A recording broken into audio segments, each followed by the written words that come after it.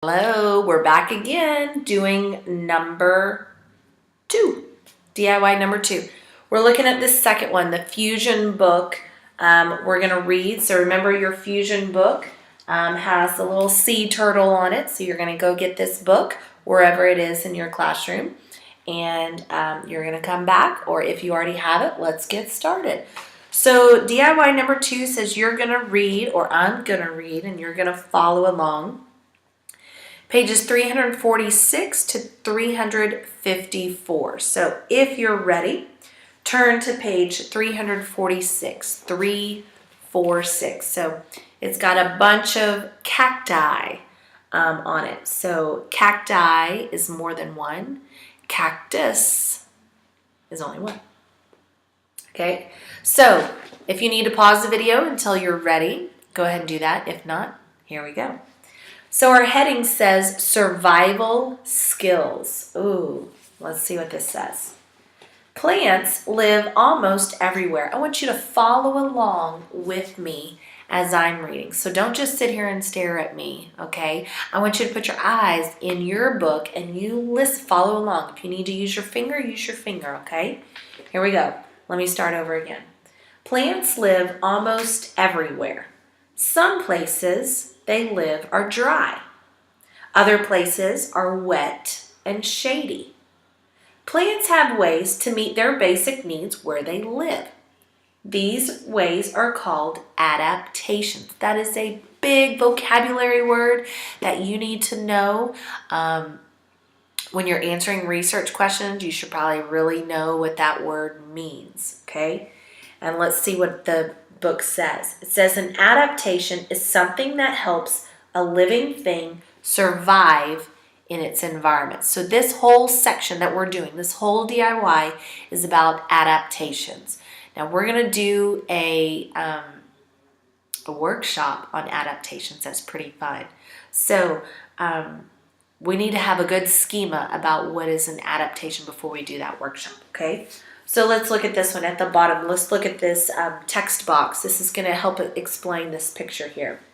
It says water lilies have long stems that let their leaves reach the water's surface. There, the leaves get sunlight. So you can see, I know you can't see on my video, but right to just the edge of it, you can see these long stems. This picture is under the water. So think about these long stems. So it has to come from the bottom, so the bottom of the pond. So these long stems come up, and then the lily pads, or the water lilies, are on the top. And remember, we learned from DIY number 1 that that's how plants make their food from the sun. So think about if these lilies didn't come up, these plants would not survive because they have to have the sun, okay? Let's look at the middle one right here, this middle picture. It says cacti live where it is dry. Their thick, waxy stems store water. And I think that's something that most people already know. That's kind of common. You learned when you were little that cacti hold the water because it doesn't rain a lot in the desert. And so whenever it does rain, the cacti have to absorb all the water it can because it doesn't know when it's going to get it anymore. So that is an adaptation for it to be able to live in the desert. Let's keep reading. Okay, let's go to the top of page 347 over here. It says, observe this plant and its parts. Circle the kind of environment where it would best survive. Well, that is a picture of something very similar that is in the book. So would it survive in a dry environment or a wet environment? I'll give you a second to circle, and then I'll tell you if you're right or wrong. Ready? Circle it. Don't cheat. Dry. It has to live in a dry environment. If it lived in a wet environment, it may not survive because it doesn't need a lot of water. Okay? Let's look at this one. Rainforest plants have very large leaves. These leaves help the plants get sunlight in the shady forest. So think about a rainforest is a lot of trees, up in the canopy, and the sun has to go through the canopy all the way down to the bottom of the rainforest floor. And so these leaves on the floor are really big in hopes that it can catch a lot of sunlight. So that is an adaptation. Some rainforest plants have big leaves to be able to catch a bunch of sunlight. Okay? So now, that was it. So now turn the page. Now we get to learn about animals' adaptations. This is way cool. Ready? So it says, animals at home. Animals also have adaptations to help them survive in their environments.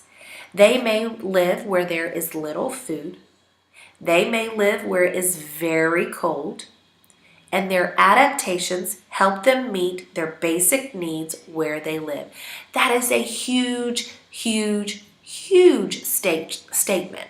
I want you to get your pencil and I want you to circle that last sentence. It says, their adaptations help them meet their basic needs where they live.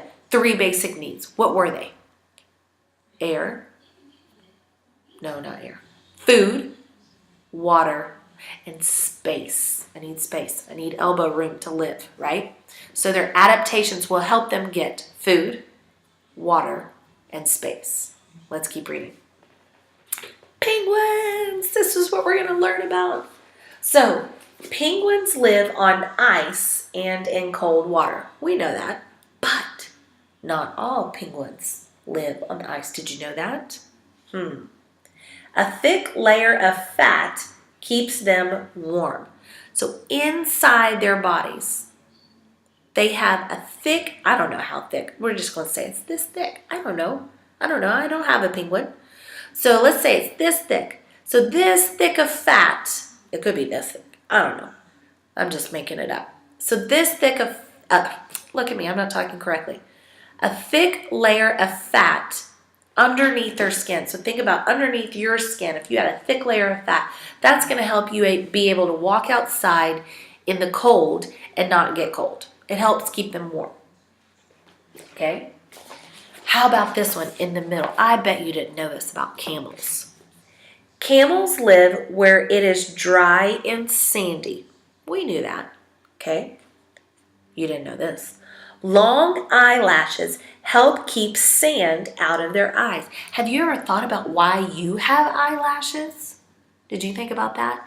We have eyelashes to help keep dirt and things out of our eyes. But a camel's eyelashes, look at how long. Look at that picture right there. They are even longer than ours. So that is an adaptation to help it survive so that it can see where to go to get food or water and be able to live.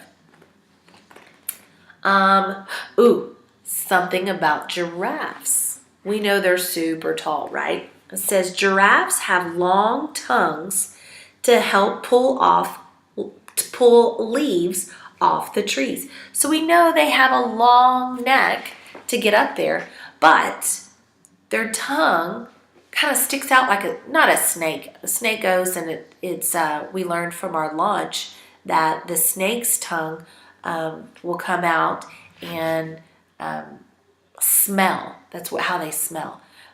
But think about it's a long tongue. In that little picture you can see the black part, that's the black and pink part, that's its tongue. So it goes out to get leaves because that's what it eats. It eats the leaves from the trees. So down here with the seal. Observe this animal and its parts. Circle the kind of environment where it would best survive. Would this seal best survive in a dry, sandy place like the camel or in cold water like the penguins? So you're going to circle. I hope you chose the right one. Otherwise, Miss Warrington's not doing a very good job. Did you circle it? Turn the page. Here we go. Now, so we learned about, what did we learn about?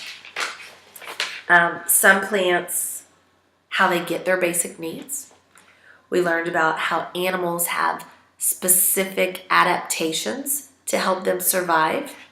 Now we're going to look at how plants protect themselves. Okay, so it's called plant protection. Living things also have adaptations to protect themselves. Plant adaptations help keep plants safe from animals that might eat them. Some of these adaptations are thorns, like a cactus, a bad taste, ugh, and quick movement. Quick movement. Never thought about that. Let's look. The thorns on a prickly pear cactus make it hard for animals to eat its fruit. So the fruit on here surrounded by all these thorns. So when an animal tries to come up and eat it, if they try to get the pears, the prickly pears, they get stuck by the cactus. So that's the cacti's way of trying to protect itself. So daffodils, oh, they're so pretty, aren't they? Daffodils taste bad. Animals do not like to eat them. Would you want to eat something that you didn't like that tasted bad? Ugh, no way, right? So that helps them stay safe. Okay, let's turn the page. Let's see. The leaves of the mimosa plant fold quickly when touched.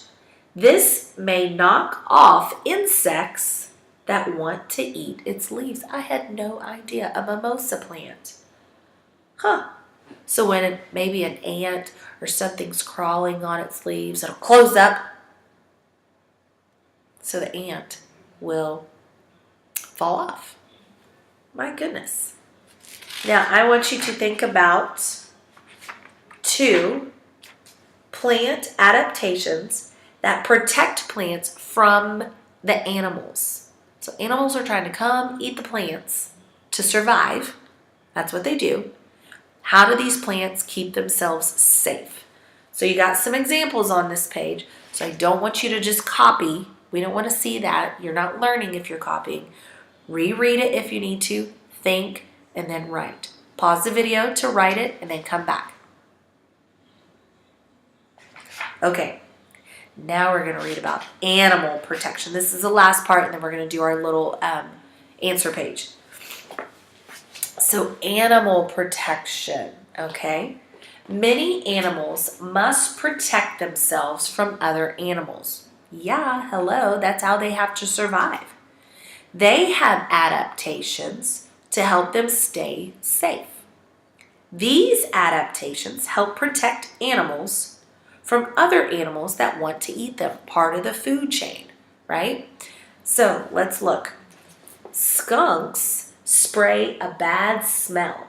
The bad smell scares off other animals. Now, we learned at our launch from the Dallas Zoo that what animal likes to eat skunks or doesn't mind the smell? Can you remember? Can you remember? Think about this. Do you think I was dead? No. What animal was that? The opossum. But we drop the O and sometimes we just say possum. The possums have, remember, I think that's what she said, don't have any smell. I don't know. They smell, I don't know. But they like stinky things. So they will eat some skunks. Isn't that crazy? Ooh, let's look at this. Sea urchins have long, sharp spines. The spines protect them from fish and crabs. Okay? And so they just look like a spiny puffball. I mean, they are really. And it's a sea urchin. And people eat these. They slice them open and they eat them. So it's part of like a seafood. So people eat that. But to keep themselves safe from other animals in the sea, from fish, from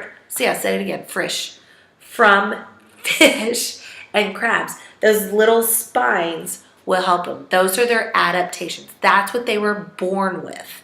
So you don't just develop an adaptation. You either have it or you don't.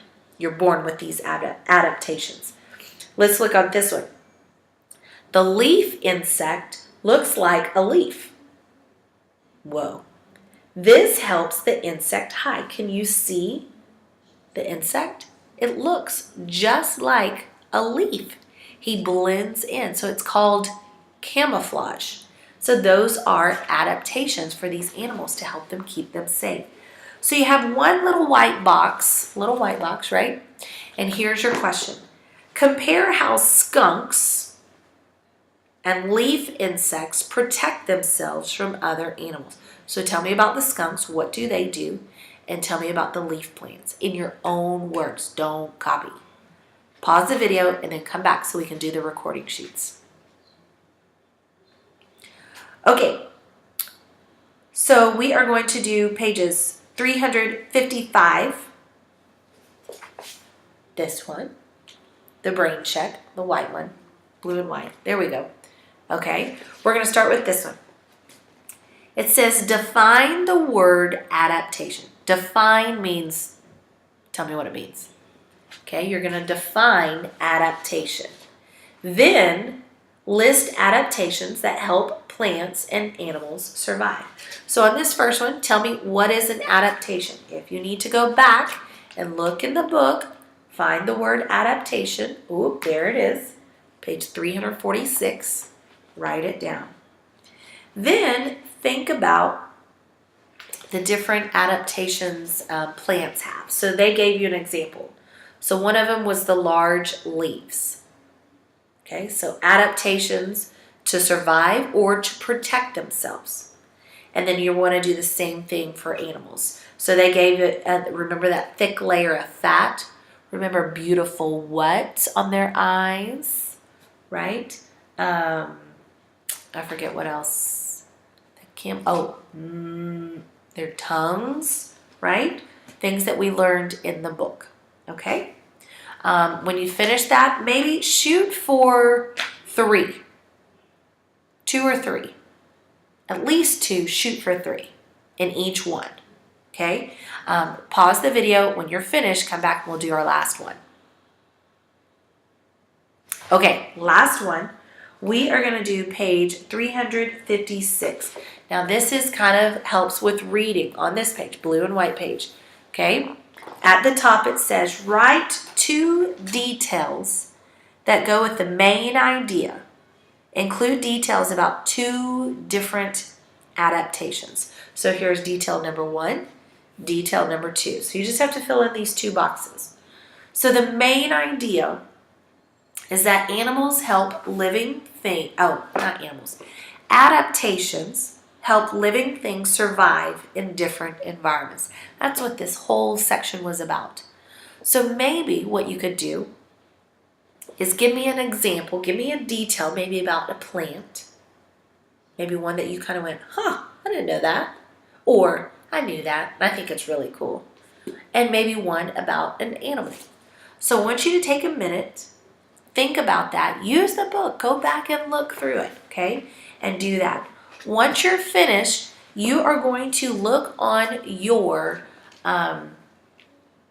research questions. Okay, this DIY is going to help you answer research questions that go with 9, can you see me? 9B and 10A. So you need to find those 2 research questions and read them and see what you learned from this book about plants and animals' adaptations on how they survive to help you answer those 2 questions or 3 questions or however many ever your class came up with. Okay? Good job.